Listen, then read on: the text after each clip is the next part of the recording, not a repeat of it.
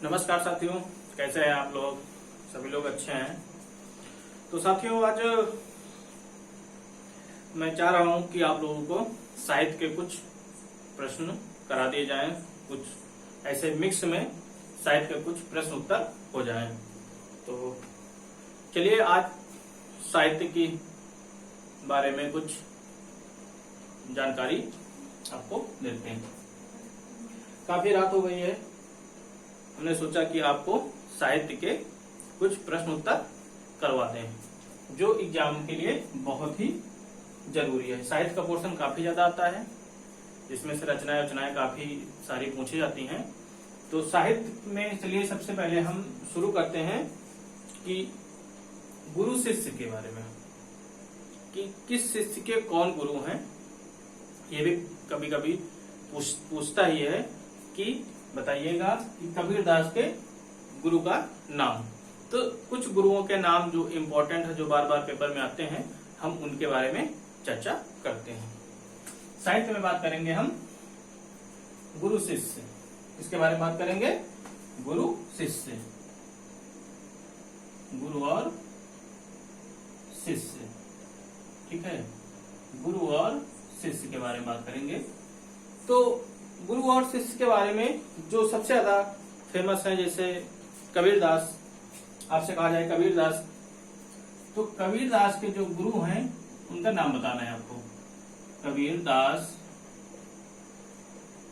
के गुरु का नाम बताना है आपको कि कबीरदास के गुरु कौन है। कबीरदास के गुरु कौन है? उनके गुरु हैं रामानंद। कौन है? रामानंद।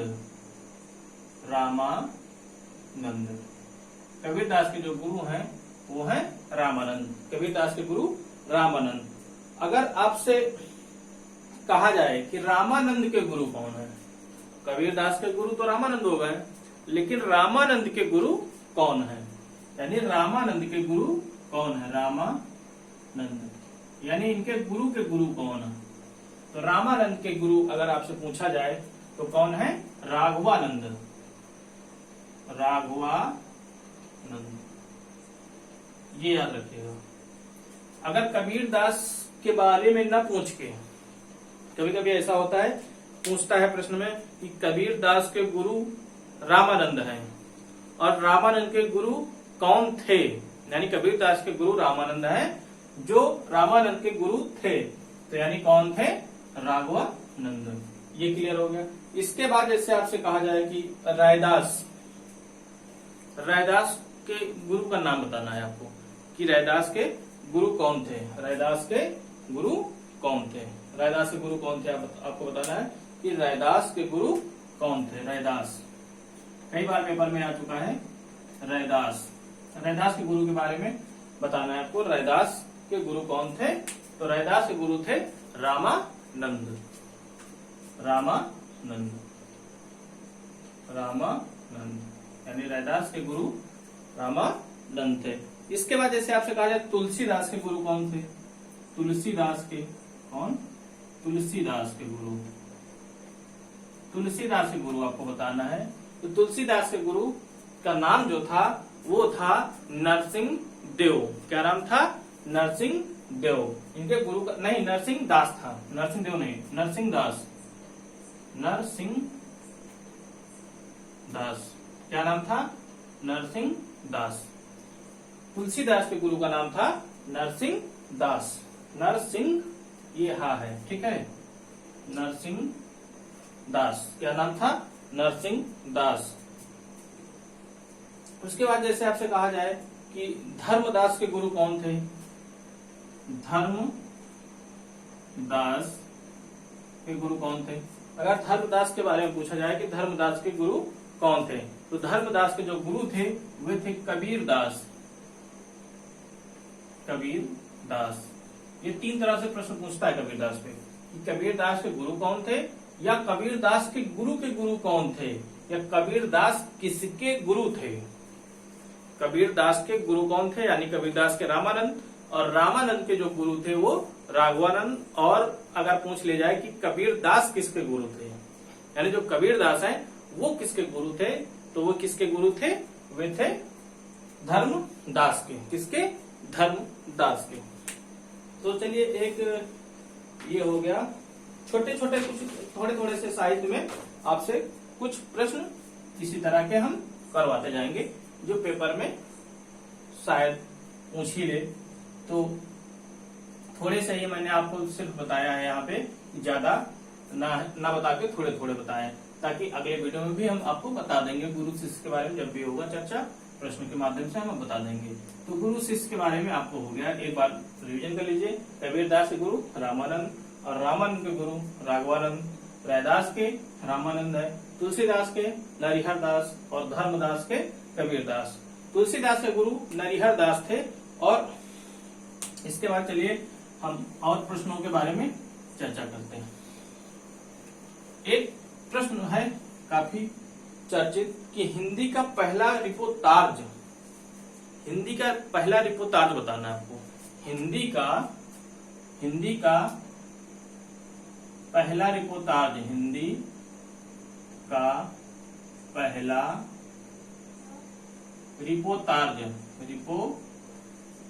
रिपोर्टार्ज, हिंदी का पहला रिपोर्टार्ज बताना है आपको। हिंदी का पहला रिपोर्टार्ज, कि हिंदी का जो पहला रिपोर्टार्ज था, हिंदी का पहला रिपोर्टार्ज कौन सा है बताना है आपको। पेपर में पूछा भी गया है, कई बार पूछा गया है। हिंदी का पहला रिपोर्टार्ज, हिंदी का पहला रिपोर्टार्ज कौन सा है? लक्ष्मीपुरा है।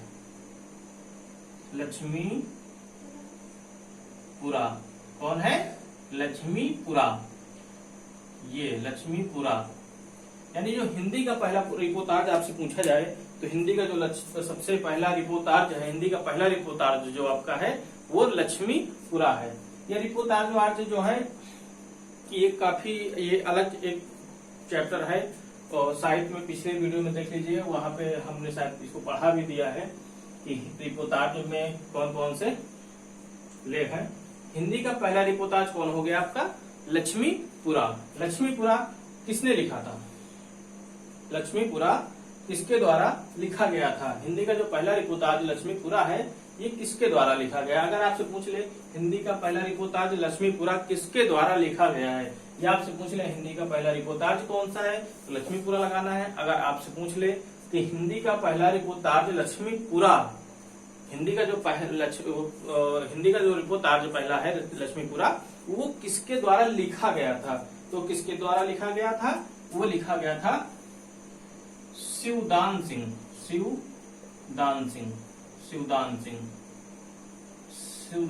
द्वारा। किसके द्वारा? शिवदान सिंह के द्वारा। किसके द्वारा लिखा गया था? शिवदान सिंह के द्वारा।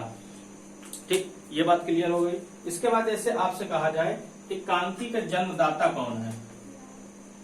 एकांकी का जन्मदाता आपको बताना है। एकांकी का जन्मदाता, चलिए बताइए, एकांकी का जन्मदाता किसे माना जाता है? बताना है आपको। एकांकी का जन्मदाता किसे माना जाता है?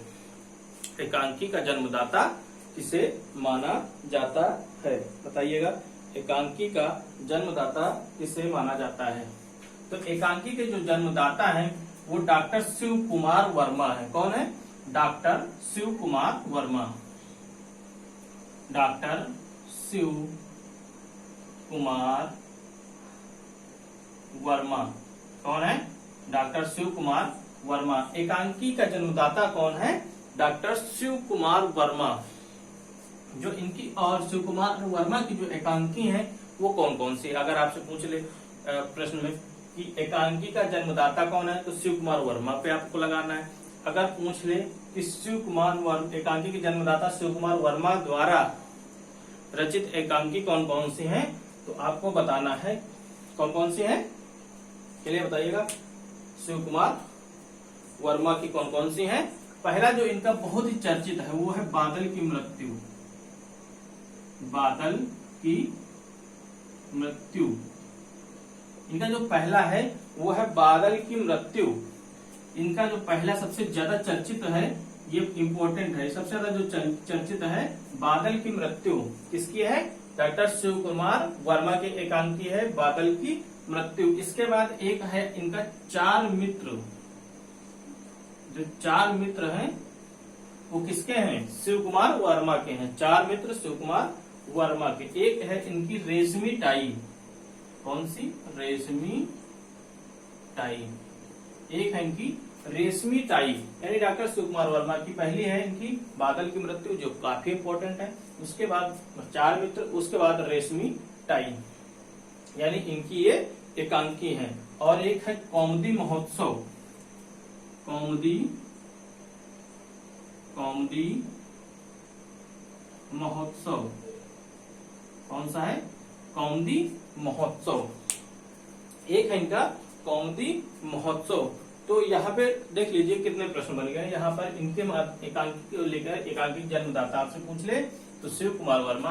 अगर आपसे शिव कुमार पूछ ले, ऑप्शन में 4 ऑप्शन दे दे, आपसे एक ऑप्शन दे दे बादल की मृत्यु, 4 मित्र, रेशमी टाई, और चौथा कोई और दे दे, मान लीजिए रिपोर्टाज ही डाल दे उसमें कि लक्ष्मीपुरा, तो आपको इसमें पूछ ले आपसे डॉक्टर शिव कुमार वर्मा की एकांकी नहीं है, तो आपको क्या लगाना है?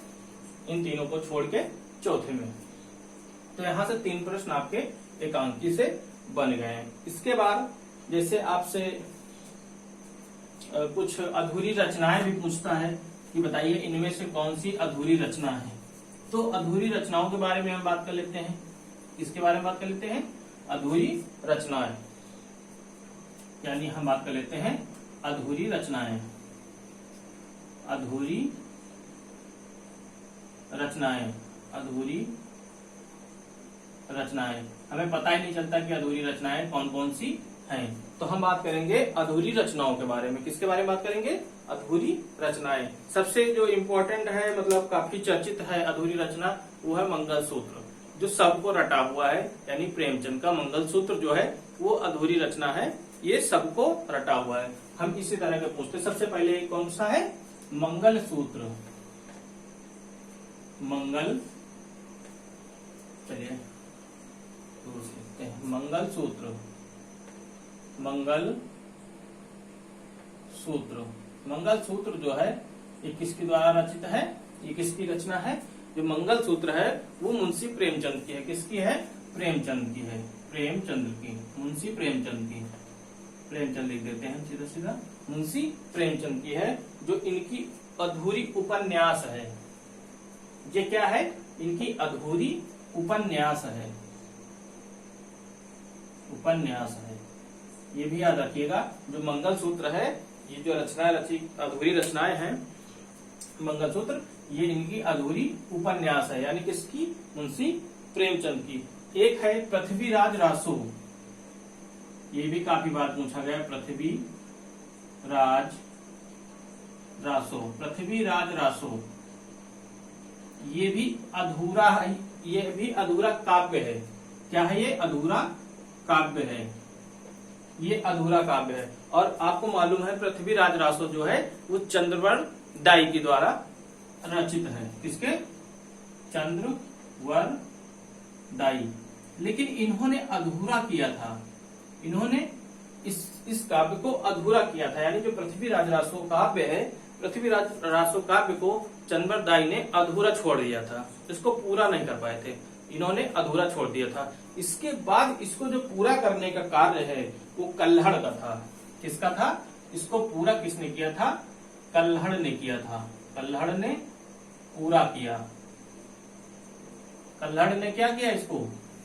अगर आपसे पूछ ले कि पृथ्वीराज रासो जो अधूरा काव्य है उसको पूरा किसने किया था, तो आप इतना याद रखिएगा कि पूरा इन्होंने नहीं किया था चंद्रवर्ण दाई ने, जबकि पूरा किसने किया था? कल्हड़ ने किया था।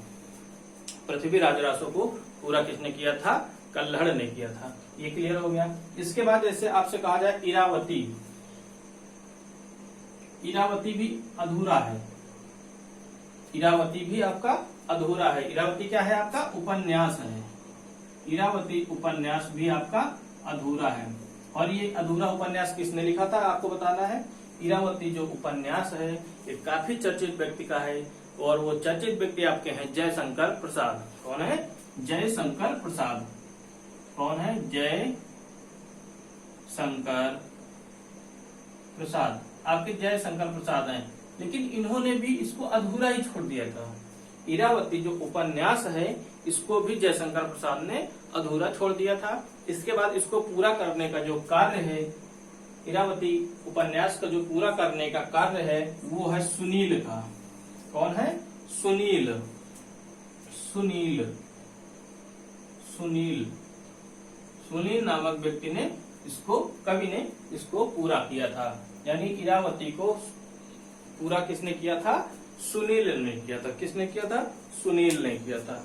इसके बाद एक और है आपका, जैसे आपसे कहा जाएगा मंगलसूत्र हो गया आपका भूतनाथ। एक है आपसे भूतनाथ। भूतनाथ जो है ये भी उपन्यासी है। क्या है? उपन्यास है। क्या है? उपन्यास है। तो अगर आपसे कहा जाए भूतनाथ की रचना किसने की थी, तो इसकी रचना जो है देवनंदन खत्री ने की थी। इसकी रचना की भूतनाथ की जो अधूरा उपन्यास है इसकी रचना किसने की थी? देवनंदन खत्री। किसने की थी? देवनंदन खत्री ने की थी। इसकी रचना किसने की थी? देवनंदन खत्री। देवनंदन खत्री। लेकिन इन्होंने भी इसको अधूरा ही छोड़ दिया था, इसको पूरा नहीं किया था, इसको अधूरा छोड़ दिया था। फिर इसको पूरा करने के लिए जो है वो आपके दुर्गा प्रसाद ने पूरा किया था। किसने पूरा किया था? दुर्गा प्रसाद। हालांकि ये नहीं पूछते हैं कि किसका, दुर्गा प्रसाद।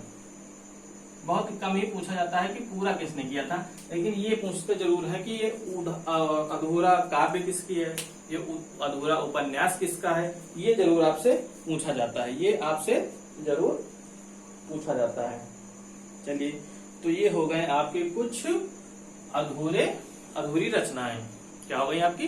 अधूरी रचनाएं। इसके बारे में आप आगे और देखते हैं, कुछ और प्रश्न लेते हैं। ये छोटे छोटे बीच में हम आपको टॉपिक वाइज बता दे रहे हैं ताकि पेपर में कहीं से भी आ जाए तो आप उसे पूरा कर सकते हैं। इसके बाद जैसे कुछ प्रश्न हम आपसे और लेते हैं। हिंदी का पहला नाटक, आपको बताना है कि हिंदी का पहला नाटक कौन सा है। हिंदी का पहला नाटक, हिंदी का पहला नाटक आपको बताना है कि हिंदी का पहला नाटक कौन सा है। चलिए बताइएगा, हिंदी का पहला नाटक कौन सा है, किसे पहला नाटक कहते हैं। हिंदी का पहला नाटक, अगर हिंदी के पहले नाटक की बात करें तो जो हिंदी का जो पहला नाटक है वो कौन सा है? वो है आपका नहुस। कौन सा है? नहुस। कौन सा है? नहुस। ये जो नहुस है ये आपका हिंदी का पहला नाटक है। हिंदी का पहला नाटक इसको माना जाता है। हिंदी का पहला नाटक इसको माना जाता है। इसकी रचना 1857 में हुई थी। इसकी जो रचना है, जो रचना हुई थी वो 1857 की जब क्रांति हो रही थी उसी समय इस हिंदी का पहला नाटक की, हिंदी के पहले नाटक की रचना हुई थी, यानी नहुस। कौन सी? नहुस की 1857 में हिंदी की। और इसको पूरा इस नाटक को की रचना जो है वो किसने की थी? जो आपकी नहुस है नाटक है, इसकी रचना किसने की थी? तो अगर रचना की बात करें तो इसकी जो रचना थी वो थे, इनकी रचना जो थी वो गोपाल चंद्र की थी। गोपाल चंद्र की जो रचना थी, रचना किया है इसकी, मतलब नहुस की रचनाकार जो हैं वो आपके गोपाल दास हैं। कौन से? गोपाल चंद्र हैं, सॉरी गोपाल चंद्र हैं। तो ये क्लियर हो गया ना कि हिंदी का जो पहला नाटक है वो आपका नहुस है। आपसे यही पूछेगा कि पहला नाटक कौन है, तो आपको बताना है कि नहुस है। ठीक है, कौन है? नहुस है। चलिए, इसके बाद आगे और अगले प्रश्न पर चलते हैं। साहित्य के छोटे छोटे इसी तरह के आपसे प्रश्न पूछे जाएंगे जो वो हम आपसे डिस्कस कर ले रहे हैं। हिंदी साहित्य एकेडमी पुरस्कार की स्थापना के बारे में अगर आपसे पूछा जाए कि साहित्य एकेडमी पुरस्कार की स्थापना कब हुई थी? साहित्य अकादमी पुरस्कार की स्थापना आपसे पूछा जाए कि कब हुई थी, उसके सन पूछ ले कि साहित्य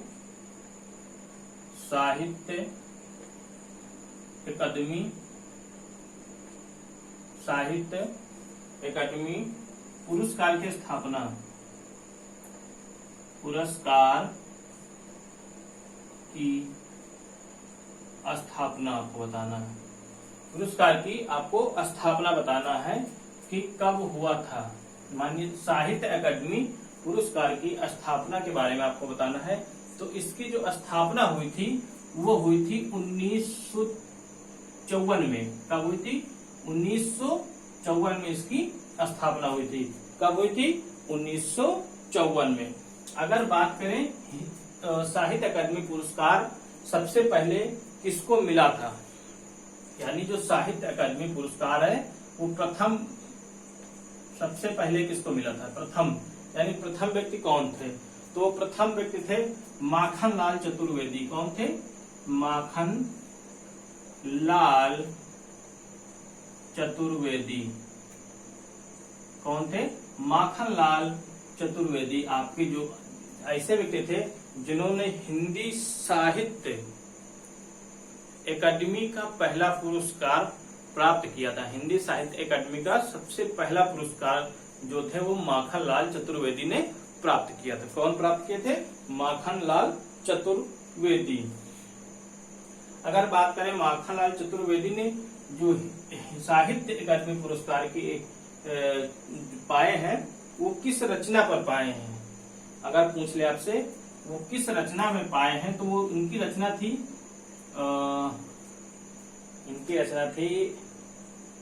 हिम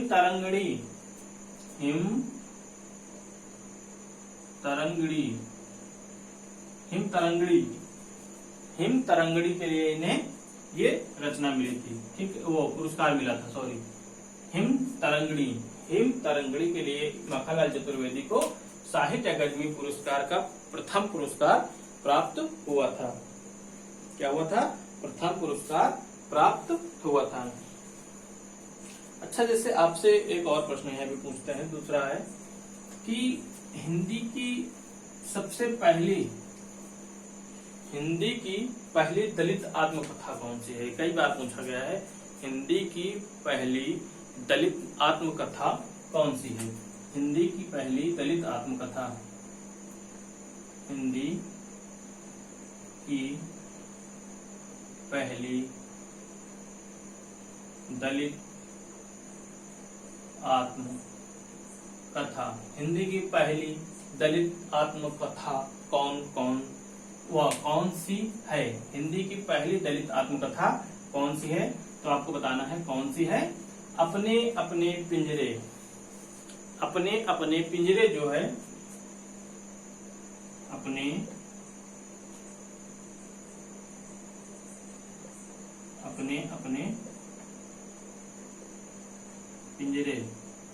अपने पिंजरे जो है ये हिंदी की पहली आत्मकथा है जो 1995 में इसकी रचना हुई थी। 1995 में। कब हुई थी? 1995 में। अपने हिंदी की पहली दलित आत्मकथा जो ये आत्मकथा की जो रचना हुई थी वो 1995 में हुई थी। अपने पिंजरे। काफी बार पूछा गया है कि हिंदी की पहली दलित आत्मकथा कौन सी है, तो कौन सी है आपकी? अपने पिंजरे, यानी 1995 में।